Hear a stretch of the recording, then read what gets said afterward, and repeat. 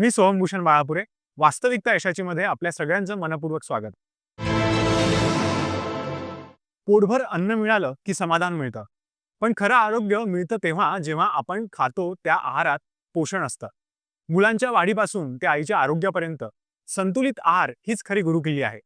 याच उद्देशाने सुरू झालेले राष्ट्रीय पोषण अभियान कुपोषणमुक्त भारताचं स्वप्न साकारण्यासाठी महत्त्वाचं पाऊल आहे.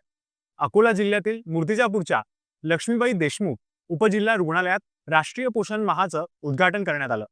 ईट राईट फॉर बेटर लाईफ या थीमखाली पोषण एक्सप्रेस, परसबाग, आयुष उद्यान आणि संतुलित आहार प्रदर्शनी यांच्या मार्फत महिलांना आणि नागरिकांना योग्य आहाराचं महत्त्व पटवून देण्यात आलं.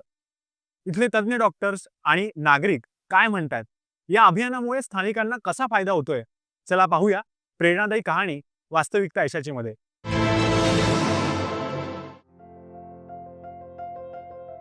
कुपोषण मुक्त भारताचा नारा देत 2018 मध्ये सुरू झालेल्या राष्ट्रीय पोषण अभियानाच्या माध्यमातून दरवर्षी सप्टेंबर महिन्यात राष्ट्रीय पोषण माह साजरा करण्यात येतो.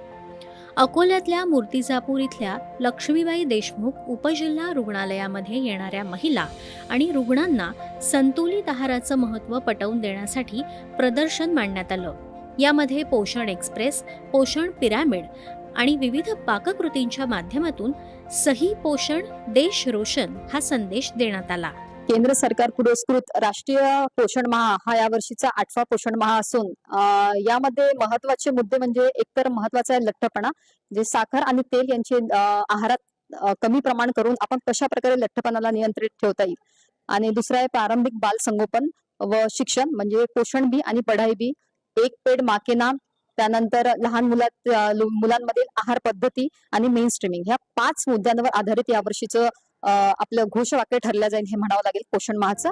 पोषण एक्सप्रेसच्या माध्यमातून तृणधान्य, कडधान्य, स्निग्ध पदार्थ आणि हिरव्या पालेभाज्यांची माहिती महिलांपर्यंत पोहोचवत त्यांना रोजच्या आहारात विविध घटक पदार्थ घ्यावेत या दृष्टीनं जनजागृती करण्यात आली.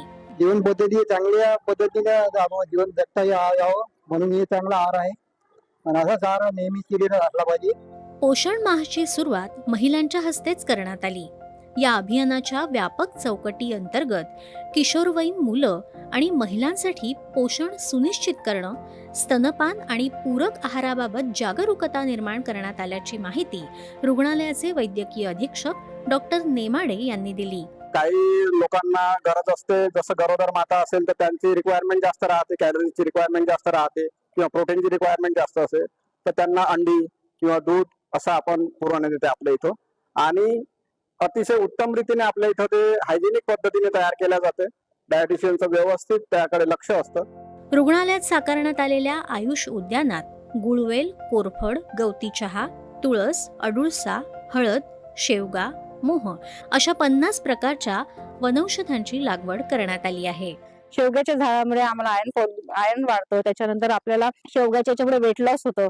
तर हे सगळ्या माहिती आहे. शेवग्याची पानांची भाजी कशी करायची, शेवग्यांच्या शेंगांची भाजी आपल्याला कशी करायची हे आम्ही रुग्णांना सांगतो. आता या महासप्ताहामध्ये आम्ही रुग्णांना इथल्या औषधींची माहिती देणार आहे, तिथल्या उपयोग माहिती देणार आहे. प्रत्येक वॉर्डमध्ये जाऊन तिथल्या रुग्णांना आम्ही माहिती देऊ, त्यांना इथला याचा उपयोग कसा करायचा आम्ही हे पण त्यांना वर्णन करू. सुदृढ आरोग्यासाठी महत्त्वपूर्ण अशा पोषण माहाच्या माध्यमातून निर्माण होणारी जागरूकता कुपोषण मुक्त भारताचं स्वप्न साकारण्यात महत्त्वाची भूमिका बजावेल यात शंकाच नाही. दूरदर्शन बातम्यांसाठी विशाल बोरे, अकोला.